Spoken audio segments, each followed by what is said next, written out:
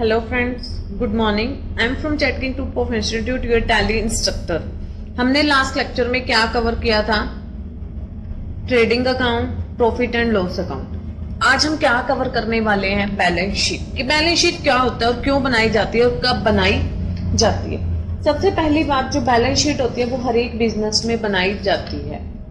Balance sheet business के net profit और net losses को निकलने के बाद ही बनाई जाती है।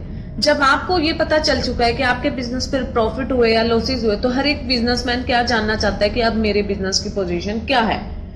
बिजनेस की पोजीशन के मकसद के लिए ही फाइनेंशियल स्टेटमेंट यानी बैलेंस शीट को बनाया जाता है। बैलेंस शीट, बैलेंस का मतलब क्या होता है? बची हुई राशि। शीट मतलब एक टेबल के रूप में बनाना। कहते हैं इसके अंदर हम सभी के सभी बिजनेस के एसेट्स और लायबिलिटीज को इंक्लूड करते हैं, यानी कि इसमें बिजनेस के एसेट्स भी लिखे जाते हैं और बिजनेस की लायबिलिटीज को भी इसमें लिखा जाता है। कहते हैं बैलेंस शीट एक ऐसी शीट को कहा जाता है जो बिजनेस में कितने लोन है और बिजनेस के पास अपनी कितनी प्रॉपर्टी है, कितनी चीजें हैं, उसके बारे में हम लिख सकते हैं। बैलेंस शीट में हमारे बिजनेस के कितनी कैपिटल इंट्रोड्यूस हुई, बाद में कितनी इंक्रीज हुई, इसका चेंज भी हमें पता चल जाता है। सबसे मेन ऑब्जेक्टिव होता है बैलेंस शीट को बनाने का कि हमारे बिजनेस की फाइनेंशियल पोजीशन को तैयार कर सके हम। नेक्स्ट पॉइंट है कि इसमें हम अपने बिजनेस के टोटल एसेट्स और टोटल लायबिलिटीज को जान सकते हैं। हमें इसमें यह भी पता चल जाता है कि कितना पैसा हमने अपने सन्ड्री डेटर से लेना और कितना पैसा हमें अपने सन्ड्री क्रेडिटर्स को देना भी है। इससे ही हमें पता चल जाता है कि हमें अपने बिजनेस में कितनी कैपिटल इंट्रोड्यूस की थी और बिजनेस को शुरू होने के बाद हमारी कैपिटल में कितना इंक्रीज हुआ और कितना डिक्रीज हुआ। उसके बाद पॉइंट आता है कि हमारा बिजनेस एक सोलवेंट बिजनेस है या नहीं। सोलवेंट का मतलब क्या होता है? कि सोलवेंसी का मतलब होता है कि हमारे बिजनेस इस एबल है कि वो अपने लोन को रिपेमेंट कर सकता है या नहीं।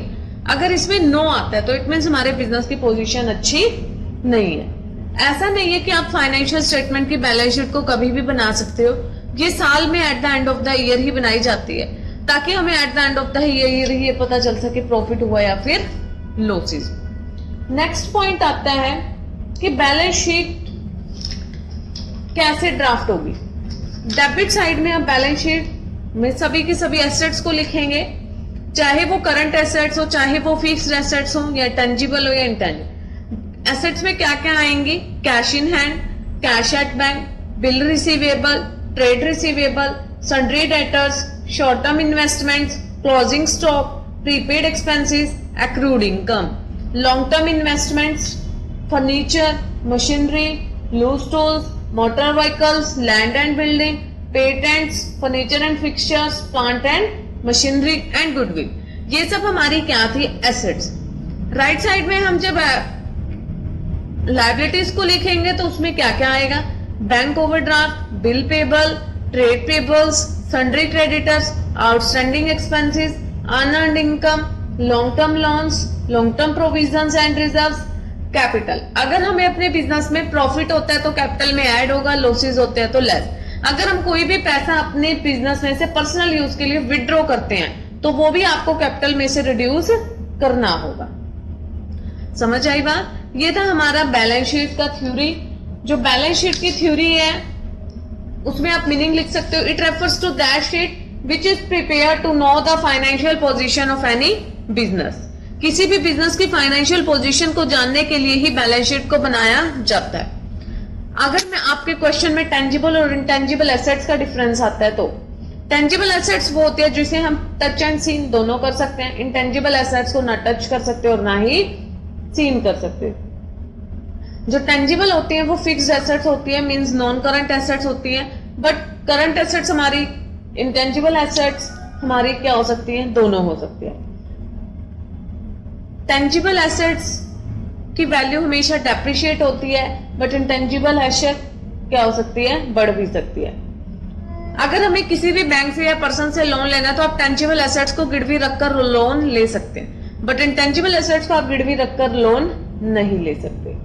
टेंजिबल एसेट्स अगर आग लग जाती है तो खत्म होने का खतरा होता है, लेकिन इंटेंजिबल एसेट्स में ऐसा कोई भी डाउट नहीं होता, क्योंकि किसी भी बिजनेस की रिस्पेक्ट कभी भी आग लगने से खत्म नहीं होती है। एसेट्स और एक इंटेंजिबल एसेट्स का डिफरेंस।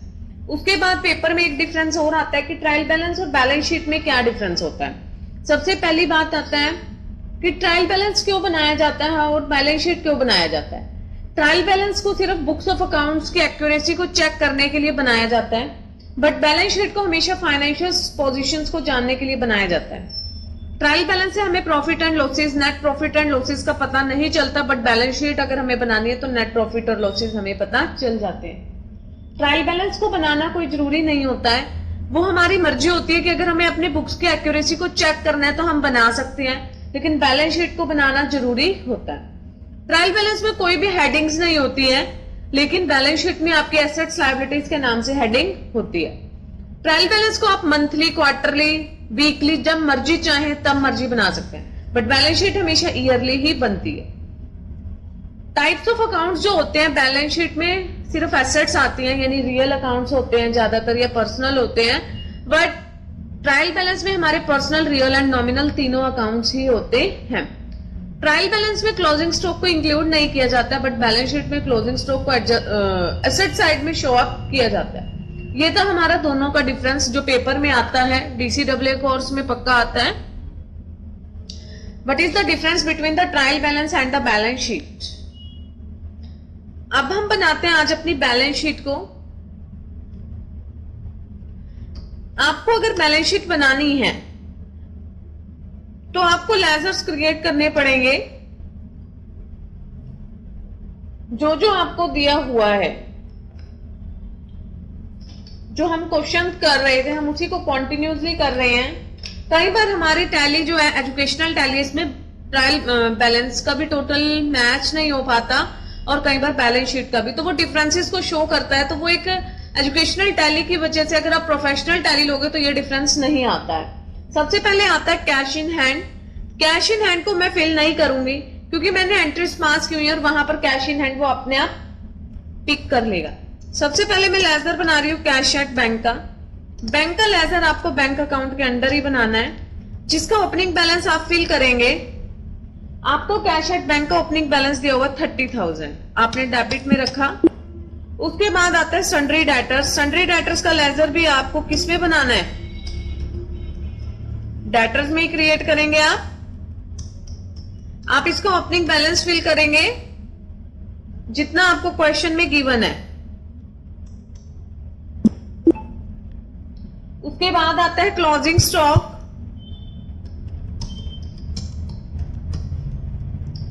क्लोजिंग स्टॉक का लेजर बनेगा स्टॉक इन हैंड में। क्लोजिंग स्टॉक आपको गिवन है 75,000। ऑफिस फर्नीचर है 8,000। ऑफिस फर्नीचर एक फिक्स्ड एसेट है, तो इसका लेजर मैं किस में बना रही हूं,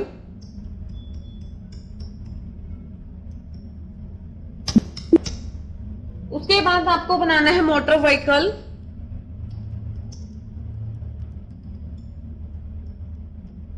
मोटर व्हीकल आपको कितने का गिवन है, 58,000। नेक्स्ट आता है बिजनेस प्रीमिसेस।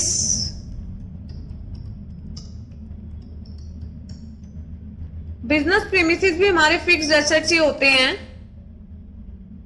जो गिवन है हमें 1,06,000। नेक्स्ट आता है loan from bank. Loan from bank का मतलब है हमने लोन लिया है जिसका बैलेंस आपको 34,000 गिवन है, 24 सॉरी। सन्ड्री क्रेडिटर्स, जैसे सन्ड्री डेटर्स का लेजर बनाया था हमने, सन्ड्री क्रेडिटर्स के अंडर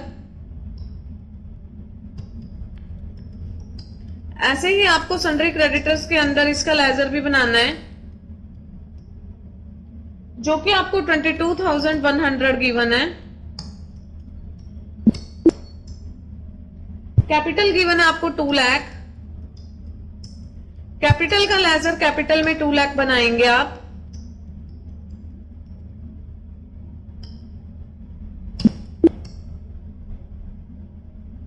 अगर आपके ड्राइंग्स हैं तो उसका लेजर भी आप क्रिएट करेंगे।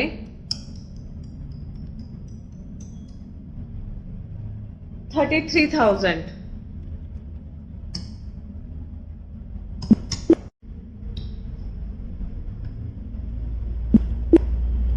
ये क्या था, हमने अपनी बैलेंस शीट के सभी बैलेंसेस को फिल किया है। अगर मैं आपको प्रॉफिट एंड लॉस अकाउंट दिखाती हूं तो आपको देखिए प्रॉफिट एंड लॉस अकाउंट हमारा शो हो रहा होगा। हमें नेट लॉसेस शो हो रहे थे 2,82,300 रुपीज के, वही हमारे पास आ रहे हैं। अब हम अपनी बैलेंस शीट को देखना चाहते हैं तो बैलेंस शीट के लिए मैंने बैलेंस शीट पर क्लिक किया। आपको देखिए आपकी बैलेंस शीट शो हो रही है। Closing stock, sundry debtors, cash in hand, bank account, जिसका जो भी बैलेंस था आपको बाय डिफॉल्ट शो हो रहा है। ये देखिए कैपिटल में से ड्रॉइंग्स आपको ऑटोमेटिकली शो कर रहा है। जो भी हमारे पास फिक्स एसेट्स थे वो शो हो गए हैं। प्रॉफिट एंड लॉस अकाउंट का जो प्रॉफिट था वो हमारे पास लॉसेस में था। लॉसेस में होगा तो वो हमें एसेट साइड में आएगा, प्रॉफिट में होता तो वो हमारे कैपिटल में ऐड हो चुका होता। जो हमारा डिफरेंस आ रहा है वो क्लोजिंग स्टॉक की वजह से आ रहा है, क्योंकि हमारी टैली एक एजुकेशनल टैली है और वो हमारे क्लोजिंग स्टॉक के बैलेंस को शो नहीं कर पाती है। दैट्स वाई ये डिफरेंस क्लियर नहीं हो पा रहा है। ये था हमारा बैलेंस शीट जो कि कंप्लीट हो चुका है। आज हमने अपने पूरे फाइनेंशियल स्टेटमेंट के टॉपिक को कंप्लीट कर लिया है। होपफुली ये सबको समझ आ गया होगा। मिलते हैं नेक्स्ट लेक्चर में हम नेक्स्ट टॉपिक के साथ, जिसमें हमारा financial statement with adjustments topic रहेगा। वो बिल्कुल इसी चैप्टर के ऊपर डिपेंड है। जिसको ये चैप्टर आता होगा उसको ही विद एडजस्टमेंट्स का टॉपिक क्लियर हो सकता है। बेसिकली जो है हमारा फाइनेंशियल स्टेटमेंट विद एडजस्टमेंट एक थ्योरी का चैप्टर है, प्रैक्टिकल सेम टू सेम इसी के जैसा है। तो एक ही लेक्चर में हमारी जो एडजस्टमेंट्स है वो कवर हो जाएंगी। वो बिल्कुल इसी से रिलेटेड है, वो चैप्टर नहीं है, वो इसी का पार्ट है मेनली। तो ये था हमारा फाइनेंशियल स्टेटमेंट। मिलते हैं हम नेक्स्ट लेक्चर में नेक्स्ट वीडियो के साथ। अगर किसी भी स्टूडेंट को कोई भी डाउट हो तो वो कमेंट बॉक्स में कमेंट करके अपने डाउट को क्लियर कर सकता है। बिकॉज अगर आपको पुराना टॉपिक ही क्लियर नहीं होगा तो एडजस्टमेंट्स आपके लिए समझ पाना बहुत टिपिकल रहेगा। मिलते हैं हम नेक्स्ट लेक्चर में नेक्स्ट वीडियो के साथ। Please like, share, subscribe and comment on my channel. Thank you so much.